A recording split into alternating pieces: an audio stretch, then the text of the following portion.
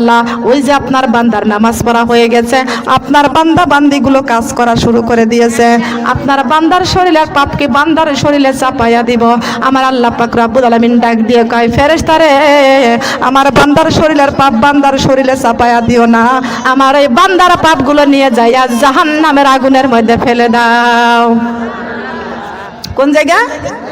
পাপগুলো নিয়ে যাইয়া জাহান্নামের আগুনে ফেলে দাও। আমার বান্দা নিষ্পাপ মাসুম হয়ে গেছে। হে ফেরেশতা, আমার বান্দা যখন সেজদায় পড়ে যায়, আমার বান্দার কপালটা কত দামি। আমার বান্দা যখন সেজদায় পড়ে যায়, আমি আল্লাহ তখন সহ্য করতে পারি না। আমার বান্দার কপালের নিচে আমি আল্লাহর কুদরতির পা দুইটা বিলাইয়া দিই। কার কুদরতির পা?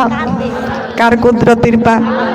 ও নামাজি আমার ঘরে নামাজি পরওয়াজি, ও নামাজি আমার ঘরে নামাজি বিছিয়ে দিব কপালের নিচে, বিছিয়ে দিব কপালের নিচে হৃদয়ে যাই নামাজি, ও নামাজি আমার ঘরে নামাজি পরওয়াজি, ও নামাজি আমার ঘরে, ও নামাজি আমার ঘরে নামাজি পরওয়াজি।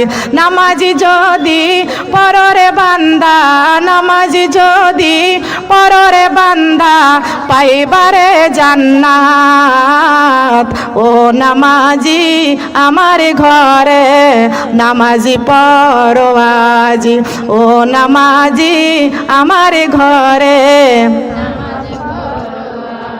ফজরেরি আজান হলো, ফজরেরি আজান হলো, সারর ফুলের বিছানা, কবর যারা শুয়ে আছে তাদের রাতার পোহায় না, কবর যারা শুয়ে আছে তাদের রাতার পোহায় না।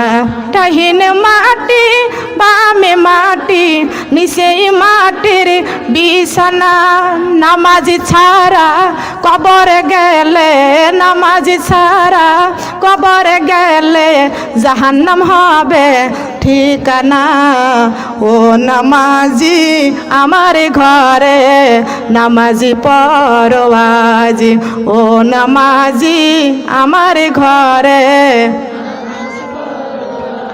নামাজি যদি পররে বান্দা, নামাজি যদি পররে বান্দা পাইবারে জান্নাত, ও নামাজি আমার ঘরে নামাজি পরওয়াজ। সুবহানাল্লাহ বলেন। নামাজ পড়তে রাজি আছি? রাজি আছি? একটু দেখি। আল্লাহ তুমি কবুল করো, সবাই বলেন আমিন। হাত নামান। নামাজ পড়তেই হবে, আমরা মুসলমান। আমরা কি মুসলমান? নামাজ পড়তেই হবে। নামাজ যদি না পড়ি কিসের মুসলমান? নামাজ পড়লেই যাব জান্নাতে। সুবহানাল্লাহ বলেন। সোনার মা বোনরা খেয়াল করুন, নবীজি ফাতেমাকে ডাক দিয়া বলতেছেন, ও মা ফাতেমা, ফাতেমা গো, আমার আল্লাহ বলেছেন তোমার জায় নামাজটা উঠাইতে। সুবহানাল্লাহ বলেন। জায় নামাজটা উঠাইতে বলেছেন। এ মা ফাতেমা তোমার জায় নামাজটা উঠাও। ফাতেমা জায় নামাজটা উঠাইলেন, সুমকে উঠলেন মা ফাতেমা।